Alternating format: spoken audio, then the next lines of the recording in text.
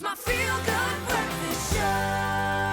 Welcome back to your Feel Good Breakfast Show. It is a Friday, and we're still feeling good right here on S3, on Expresso. And I'm feeling very good. Maybe a bit jet-lagged. No, I'm kidding. London is not that far away, but I came back about a week and 2 days ago, and I kind of miss it. I won't lie, Ewan. It is something that's within me that one day I'm going to live in London for at least a year or two. It feels like I should be sitting where you are and asking you the credit, because we should swap around. We should swap around. Why am I even here? But anyway, okay, let's talk about this, because for anyone who logged on to social media and who follows Carissa, was treated to like a front row seat in London. Yes. From the plane rides to the everything. I mean, you literally documented everything, which is cool. I really did. I just am a documenter, because one day when I look back, when I'm 85 years old, I want to know that I was in London for the premiere of Wicked. Now, I got a sneak peek before it was a national or international release on the 22nd and 23rd of November. And we really got to get into the nitty-gritty of what it took to create this film.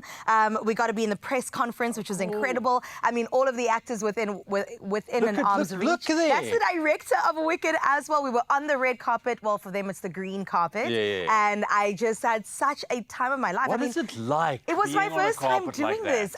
It was so overwhelming. Like, I know like what red carpets, and I know the vibe, but I know you were there and you did a video, and look at that. He blew me a kiss. I'm just going to tell you. But what is it like to be on a red green carpet like that on an international scale? It's insane, Ewan. It was also pouring with rain, so we were really fighting all the really? elements It didn't look like it. Yeah, because we just honestly had the best time. It felt really crazy because fans had camped out from like the night before, so there were barricades, and behind that were thousands of people just screaming and shouting. I mean, none of them knew me, but they were like, "Oh my gosh, you!" And I was like, "Yeah, that's me. That's me." You can get excited for that. And it was just really cool being in such close proximity to all the actors. I mean, you had your Ariana Grandes, your Cynthia Erivos, your Jeff Goldblums, your Jonathan Baileys. The list goes on. It was just insane. Like, I think back to it now and I'm like, that happened. Like, that actually happened. I mean, I know with trips like these, it's such a whirlwind. Everything just happens so quickly.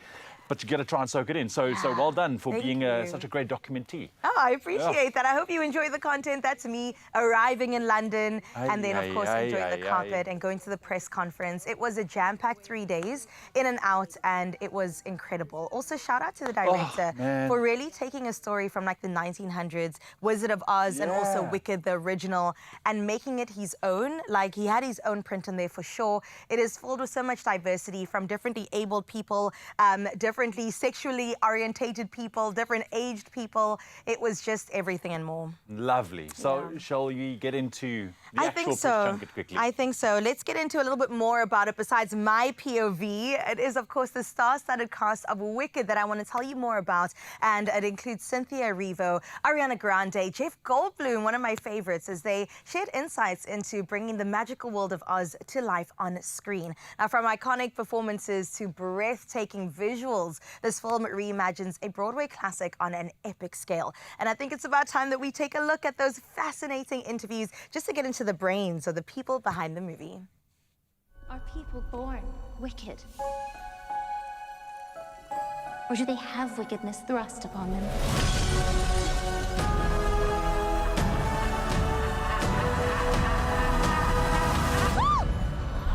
You're green.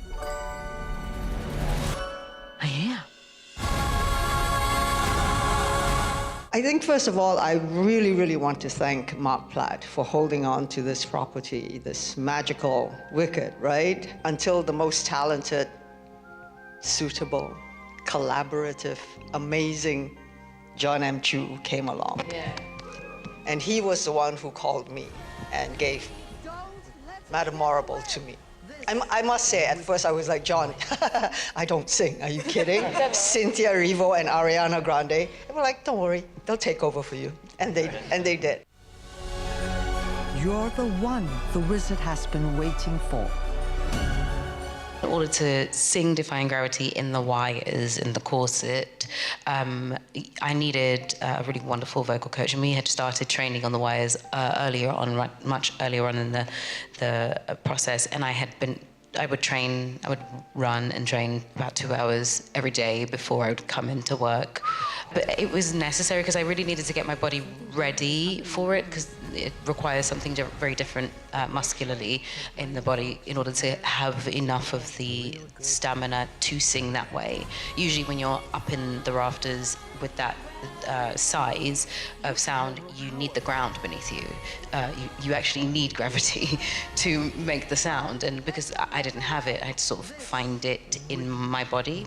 And that was with the help of a wonderful vocal coach, Antea Bachet, who would help me figure out where to place it and where the diaphragm, how the diaphragm could be used when it was being compressed by a corset. We wanted to bring people and remind them of sort of the golden era of Hollywood, to present this grand fairy tale at the most giant, biggest spectacle we could imagine. And yet, within it all, it's about the girls, stupid, is what we would always tell each other. It's about the girls, stupid. And I think what really came down to was building this cast. Because look at them. They're beautiful, but their work speaks for itself. And I think, to me, that was, if I did anything on this movie, it was to cast this right, that each person embodied not just the iconic character, but something deeper, something new, a discovery that we would have. You, come with me. Of course. Not you. You. Well, I think, loving something so much as a fan is very different than actually jumping into its skin and becoming it. And, I think with Glinda, there's so much delicious comedy that just exists naturally there, and you don't have to lean too far into it just because the truth of what she's saying is just funny as it is. So I really had a lovely time digging into what lies beneath for her and that journey, her arc, and the discoveries she makes about herself through meeting Elphaba and her popping my bubble, let's say, for the first time. She is a person who doesn't know how to see outside of herself in the beginning. And I think that's just because of how she was raised and her upbringing and her life. And she comes into this story as someone whose biggest fear is being disliked or not being the most popular person in the room. And I think through meeting Elphaba, that changes. Her biggest fear is now causing hurt. Are you looking for something or someone? Being in this amazing legacy, thank you, John. But I think most important is I've been in the business not very long, but to be surrounded by such amazing talent, especially young talent, because they are our future. So I am so blessed, and I think there's so much to look forward to. When you find out the truth, what do you do with it? And I think my favorite thing about Glinda is just her journey of finding what to do with it and how to become more good as the story goes. And I just have loved getting to know her and getting to know Elphaba and taking little pieces from them both along the way. And yeah. Oh, I saved you some space, by the way. Do you really think this is fair? I do not. I was promised a private suite. But thanks for asking.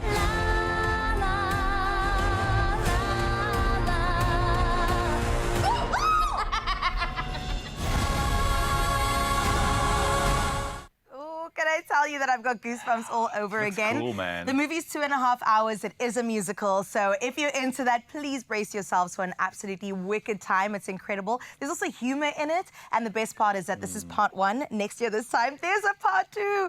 So we've got something to look forward to.